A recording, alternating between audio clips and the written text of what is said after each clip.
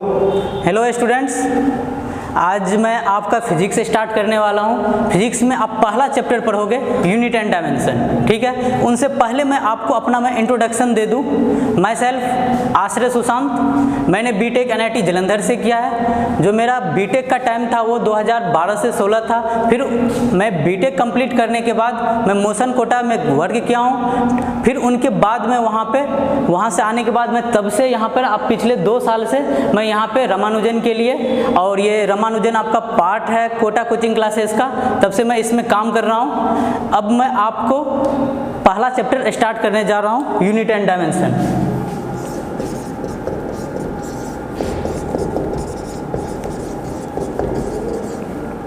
अब unit and dimension से पहले आप बताइए कि फिजिक्स क्या होता है, ठीक है। अब देखिए फिजिक्स क्या होता है। अगर न्यूटन के ऊपर सेब आया, ठीक है, तो सेब गिरा तो न्यूटन ने क्या किया उनको, सबसे पहले उनके पास एक कोई इवेंट हुआ, फिर उसने क्या किया, उस इवेंट को ऑब्जर्व किया होगा, ऑब्जर्वेशन हुआ। फिर उसने क्या किया, उसने देखा कि ये बार बार ना रिपीट कर रहा है, तो एक वहां से ना एक्सपेरिमेंट हुआ। एक एक्सपेरिमेंट होने के बाद इन तीनों से ऑब्जर्व करके उसने एक लॉ यहाँ पर दिया, ठीक है। तो वहाँ से आपका क्या हुआ कि एक आपका फिजिक्स का एक लॉ तैयार होके आ गया। तो उनके लिए आपको क्या जरूरी पड़ा, इवेंट का, ऑब्जर्वेशन का, एक्सपेरिमेंट का और लॉज का। तो आप अगर इन चारों को कंबाइन कर दो तो ये आपका फिजिक्स होता है। तो कोई भी रूल, कोई भी लॉज अगर बनते हैं, ठीक ना, तो उसमें आपको इवेंट, ऑब्जर्वेशन, एक्सपेरिमेंट और लॉज तैयार करना पड़ता है। सपोज एग्जांपल के लिए आप लोग चेस खेलते हो, शतरंज, ठीक ना, उनमें क्या होता है, आप इवेंट जनरेट करते हो, उनको ऑब्जर्व करते हो, बार बार उसके ऊपर एक्सपेरिमेंट करते हो, तब जाके एक लॉ तैयार होता है। तो ये बेसिक डिफिनेशन हो गया आपका फिजिक्स का, इससे तैयार होता है। तो फिजिक्स के लिए आप ये भी बोल सकते हो कि it is study of laws of nature, ठीक है। तो फिजिक्स जो है आप क्या करते हो, नेचर के लॉज को वहां से स्टडी करते हो। अब हम देखते हैं फिजिक्स के डिफिनेशन के बाद यूनिट एंड डायमेंशन क्या होता है। अब इसमें सबसे पहला आप बताओ कि फिजिकल क्वांटिटी क्या होता है। अब देखो फिजिकल क्वांटिटी क्या होता है। आपको फिजिक्स को समझने के लिए, ठीक ना, तो आपको फिजिकल क्वांटिटी का जरूरत पड़ा, हम किसी को नाम दे सके, उनके बारे में हम आगे प्रोसीड करने के लिए वो चीज़ है क्या, तो हमें फिजिकल क्वांटिटी का जरूरत पड़ा, ठीक है। तो फिजिकल क्वांटिटी हम क्यों पढ़े, फिजिक्स को हम एक्सप्रेस करने के लिए। तो फिजिकल क्वांटिटी क्या होता है, टू एक्सप्रेस, और या तुम बोल सकते हो help us to study physics, ठीक है। तो आपको फिजिकल क्वांटिटी समझ में आ गया। फिजिकल क्वांटिटी वो होता है कि आप जिसे फिजिक्स को एक्सप्लेन कर पाओ। अब देखो फिजिकल क्वांटिटी का फर्दर सब डिवीजन हुआ, तो आपका जो फिजिकल क्वांटिटीज हैं, ठीक है, इनका 3 टाइप होता है। 3 टाइप में सबसे पहला आता है आपका फंडामेंटल फिजिकल क्वांटिटी,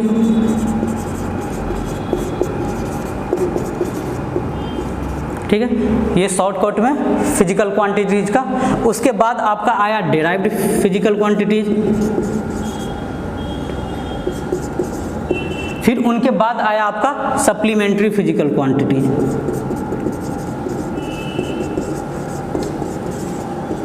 ठीक है। अब देखो मैं थोड़ा सा इनका इंट्रोडक्शन दे देता हूँ। फिजिकल क्वांटिटीज क्या है, फिजिकल क्वांटिटीज ये हुआ कि वो किसी पे डिपेंड नहीं कर रहा हो। सपोज ऐसे समझो कि आप ये बच्चे से क्लास में पढ़ते आ रहे हो, क्लास 7 से ही ये स्टार्ट हो जाता है, तो आप लोगों को पता होगा। सोचो कि फिजिकल क्वांटिटीज वो होता है जो किसी पे डिपेंड नहीं करे। जैसे एग्जाम्पल के लिए आप हो कितने 70 kg का, ठीक है, कल सुबह आप उठो, ठीक ना, तो ऐसा ना हो जाए कि आप 90 kg का हो जाए, तो आपका जो मास है ना वो चेंज नहीं हो रहा रहा है। तो अगर आप 70 kg का हो तो ऐसा नहीं होना चाहिए कि अब 5 घंटे बाद ना आपका ये मास बढ़कर 100 kg हो जाए, इतना ज़्यादा चेंज नहीं हो। तो इसमें आपका मास आ गया फिजिकल क्वांटिटी। सिमिलरली आपका लेंथ हुआ, टाइम हुआ, ठीक ना। तो ऐसे 7 फिजिकल क्वांटिटीज हैं फंडामेंटल में, उनको हम देखेंगे। फिर आता है derived physical quantities. Derived physical quantities क्या हुआ, इनमें जो सातों है फिर हम उनका यूज करते हैं, ठीक ना, उनसे हम ड्राइव करते हैं। पहले ये दोनों हुआ था, फिर उनके बाद ऑब्जर्व किया गया कि कुछ चीज़ें मिसिंग हो गया, जो चीज़ मिस हो गया था फिर उनको हमने सप्लीमेंट्री क्वांटिटीज बताया। इसमें आप प्लेन एंगल और सॉलिड एंगल पढ़ोगे, ठीक है। तो अब हम एक तीनों को अलग अलग से देखते हैं और थोड़ा डिटेल्स में देखते हैं।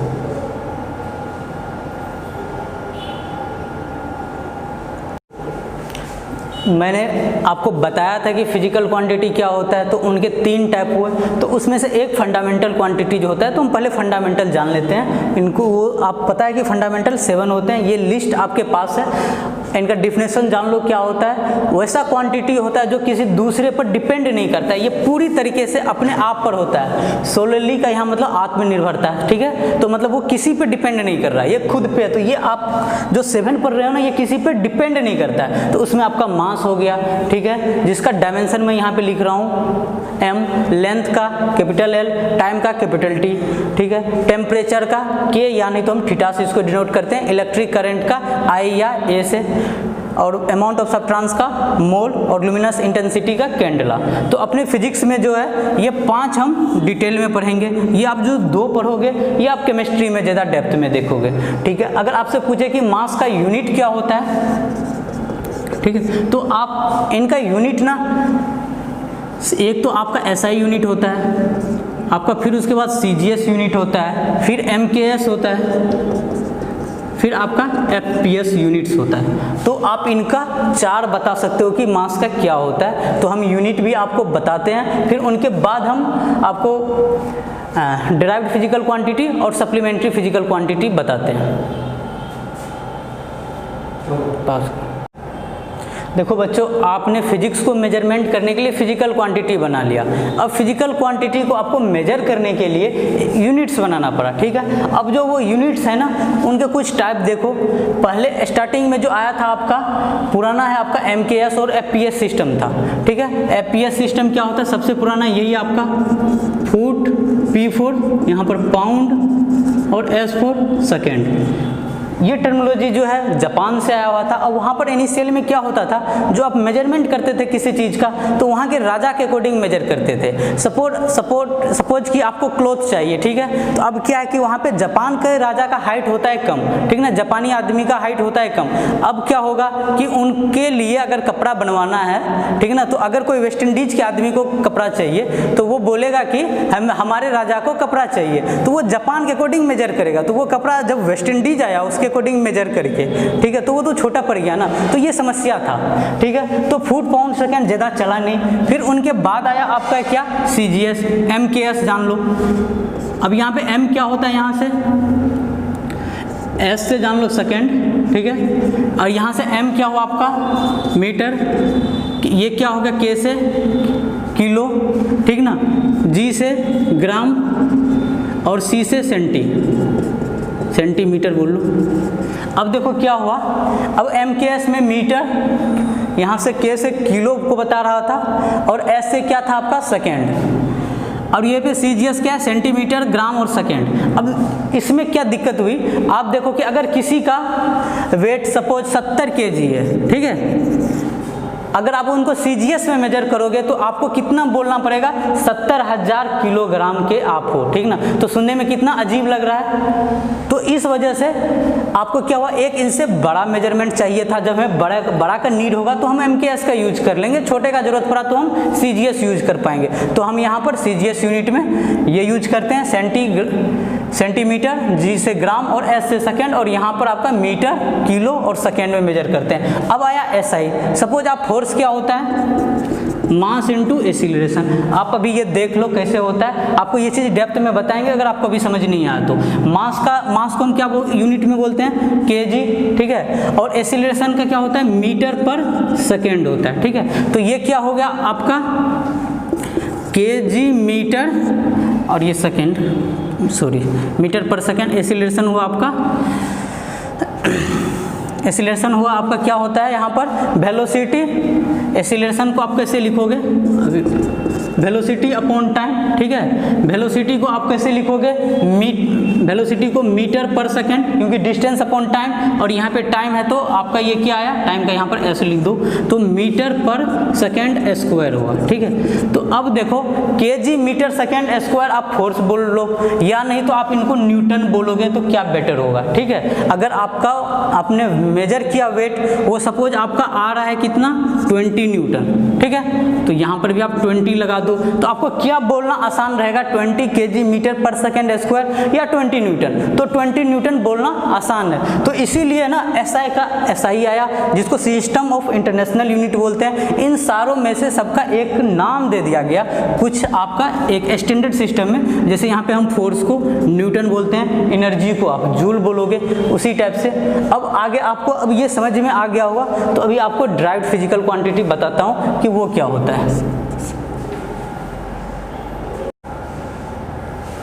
अब देखते हैं ड्राइव्ड फिजिकल क्वांटिटी क्या होता है। ड्राइव्ड फिजिकल क्वांटिटी ऐसा फिजिकल क्वांटिटी होता है जो फंडामेंटल फिजिकल क्वांटिटी से मिलकर बना हुआ होता है, ठीक है। The quantity which are form by the combination of one or more than one fundamental physical quantities are known as derived physical quantities, ठीक है। तो आपका ड्राइव्ड फिजिकल क्वांटिटी क्या हुआ, दो फंडामेंटल से मिलकर। अब बताओ फंडामेंटल फिजिकल क्वांटिटीज क्या है आपका, जैसे लेंथ हुआ और मास हुआ, ठीक है। आप इनसे मिलकर क्या बना सकते हो, अगर आप बोल दोगे और ले लो, टाइम ले लो, ठीक है, ये बेसिक्स है, लेंथ मास टाइम। अगर आप क्या कर दो, लेंथ अपॉन टाइम कर दो, ठीक है, तो ये आपको क्या देगा, लेंथ क्या होता है मीटर, टाइम क्या होता है सेकेंड, ठीक है। लेंथ का यूनिट मीटर, टाइम क्या हुआ सेकेंड, तो ये आपका मीटर पर सेकेंड क्या हो गया, आपका बता सकते हो मीटर पर सेकेंड क्या होगा। जैसे यहाँ पर लेंथ है, एक तो आप जानते हो क्या होता है डिस्टेंस, एक होता है आपका डिस्प्लेसमेंट। जब हम काइनेमेटिक्स पढ़ेंगे तो हम आपको डिटेल में बताएंगे। अभी आपको पता है कि जो आपका डिस्टेंस होता है वो एक्चुअल पाथ होता है, और डिस्प्लेसमेंट जो आपका होता है कि आपका डिस्प्लेसमेंट होता है शॉर्टेस्ट पाथ होता है। तो यहाँ पे लेंथ अपॉन टाइम को यहाँ पर मैं अभी आपको बता रहा हूँ, ये आपका स्पीड बता रहा हूँ, ठीक है, ठीक है। यहाँ पे लेंथ को आप डिस्टेंस ले लो, तो डिस्टेंस अपॉन टाइम क्या हो गया, आपका स्पीड हो गया। तो स्पीड आपका कैसा क्वांटिटी हुआ, देखो दो आपका क्या हुआ, आपका यहाँ पे लेंथ और टाइम, दो फंडामेंटल क्वांटिटीज को मिलकर आपने ड्राइव्ड क्वांटिटीज बनाया, स्पीड हो गया, ठीक है। अब अगर आप बात करो वेलोसिटी का, वेलोसिटी आपका क्या होता है डिस्प्लेसमेंट अपॉन टाइम, ठीक है। डिस्प्लेसमेंट का क्या होता है, मेजरमेंट लेंथ में करते हैं, तो ये भी आपका मीटर और ये सेकंड। तो आपका स्पीड और वेलोसिटी का देखो यूनिट क्या हुआ आपका, मीटर पर सेकंड, मीटर पर सेकंड, दोनों का सेम हुआ। अगर आपसे कभी कम एग्जाम में पूछा जाए क्या दो आपका ड्राइव्ड फिजिकल क्वांटिटीज का, ये आपका दो क्वांटिटीज हो गया, दो फिजिकल क्वांटिटीज का, क्या आपका यूनिट सेम हो सकता है, जी हाँ यूनिट सेम हो सकता है। क्या इसका डायमेंशन सेम हो सकता है, तो लेंथ का डायमेंशन मीटर और इसका टाइम, ठीक है, टी, और इसको भी क्या करोगे m अपॉन टी। तो छोटी छोटी चीज़ें हैं, यहीं से आपको क्वेश्चन बनते हैं, तो बेसिक्स आपका क्लियर होना चाहिए। तो ये ड्राइव्ड फिजिकल क्वांटिटी हुआ। अभी आपको और डिटेल में जब हम डायमेंशन एनालिसिस करेंगे तो हम उनमें आपको बताएंगे। अब अगला देखते हैं सप्लीमेंट्री फिजिकल क्वांटिटीज क्या होता है।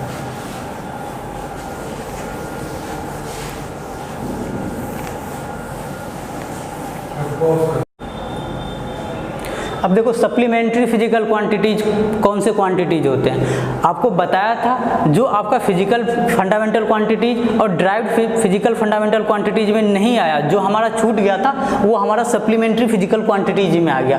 पहले था प्लेन एंगल, बाद में सॉलिड एंगल को भी ऐड कर दिया गया। तो जानो कि प्लेन एंगल क्या होता है। पहला प्लेन एंगल में हम क्या करते हैं, थीटा का मेजरमेंट, आपके एंगल का मेजरमेंट करते हैं। एक ये सर्कल है,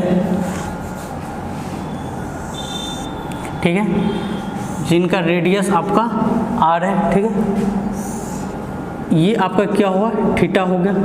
ठीक है, ये एंगल हुआ। तो यहाँ से यहाँ जो हुआ इसको मैं ए पॉइंट बोल रहा हूँ, इनको मैं बी पॉइंट बोल रहा हूँ। इसको हम क्या बोलते हैं? आर्क बोलते हैं। ठीक है, तो आप थीटा कैसे निकालते हो?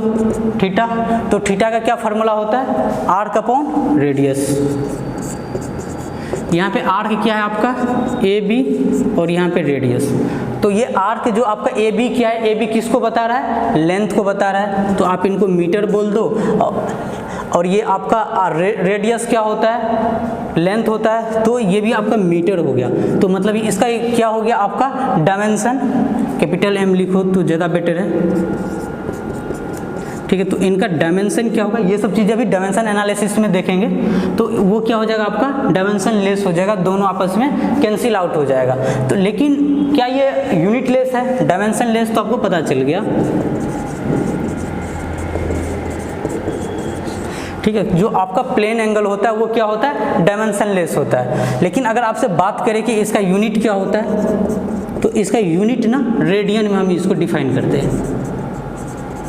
ठीक है, तो इसका जो यूनिट होता है वो आपका रेडियन होता है। तो ये यहाँ से कई बार क्वेश्चन आ चुका है कि जो आपका quantities, physical quantities dimension less होगा, क्या वो यूनिट लेस होगा? नहीं।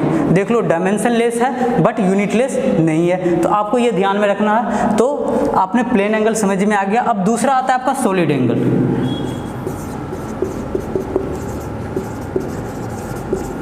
सॉलिड एंगल हम डेप्थ में नहीं पढ़ते हैं। ठीक है, ये आपका 3D कोण के लिए यूज किया जाता है। 3D एंगल बोल लो।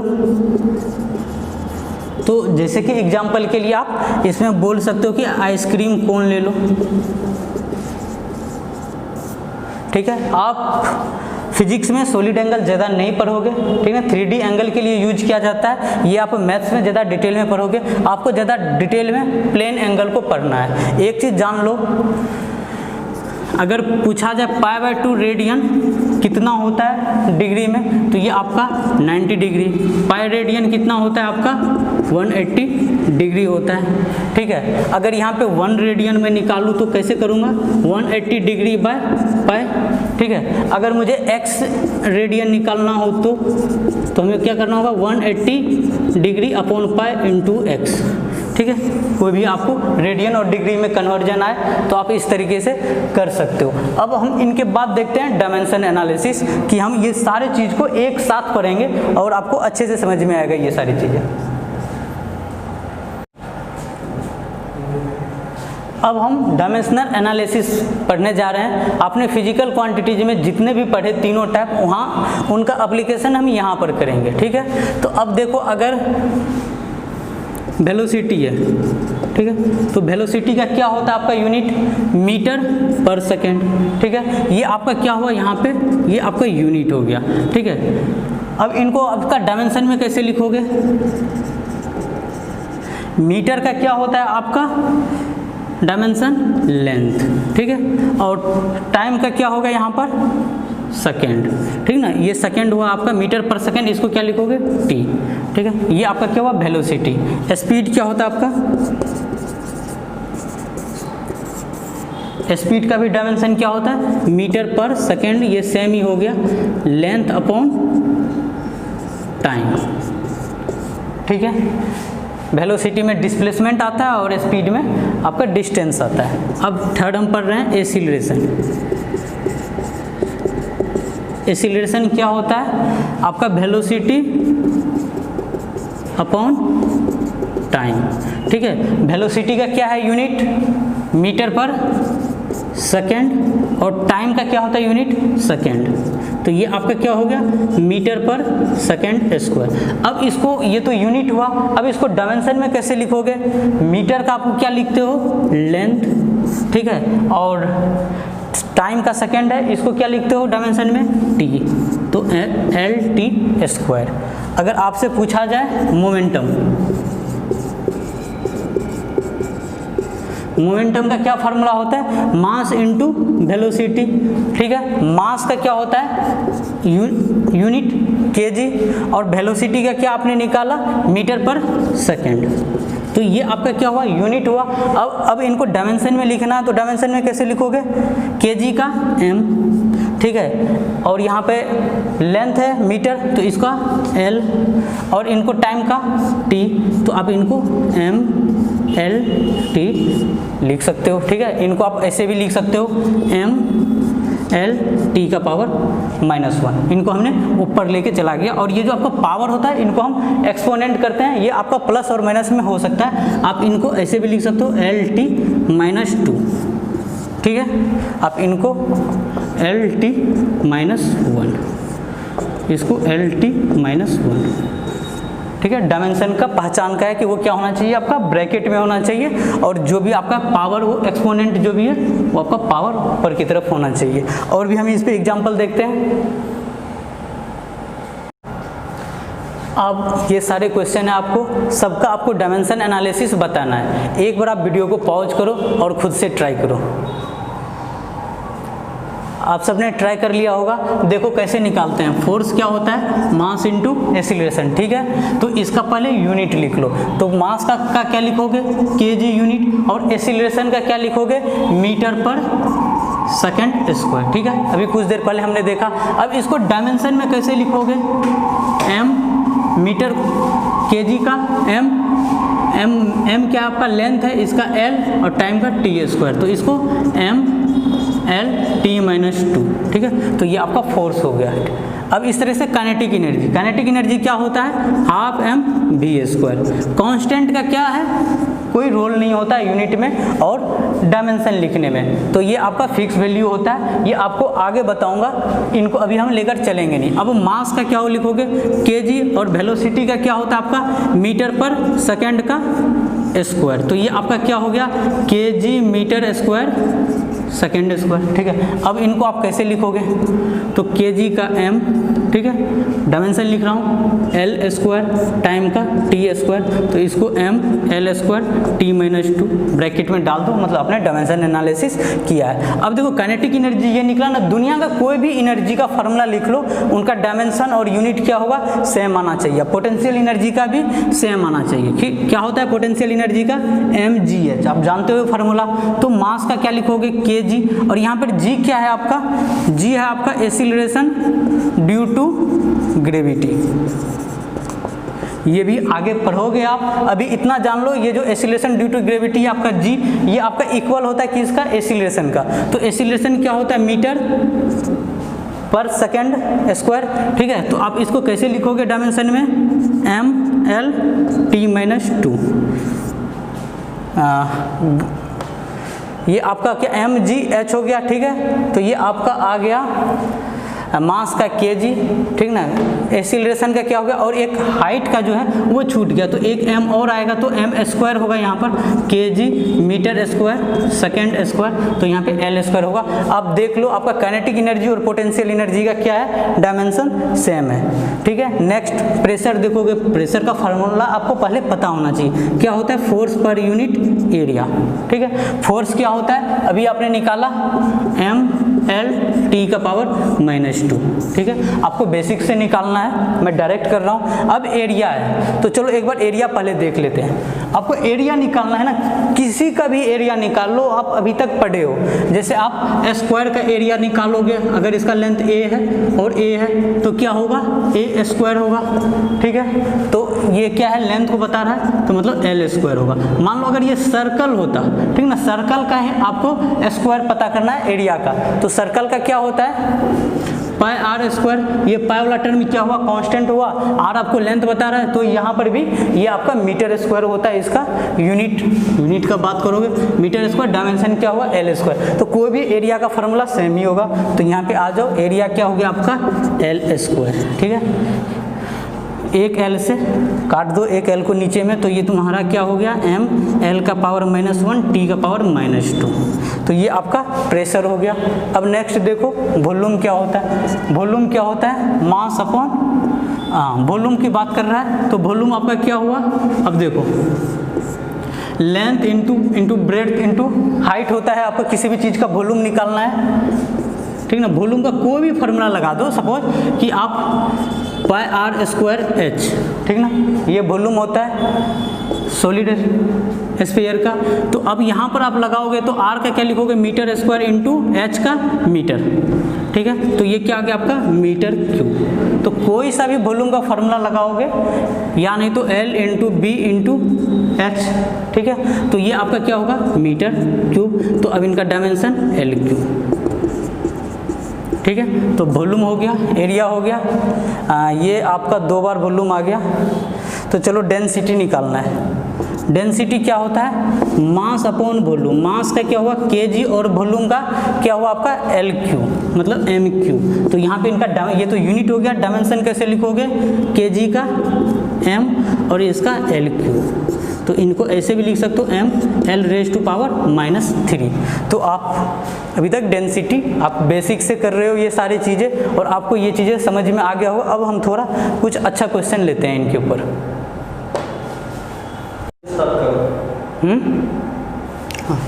Find the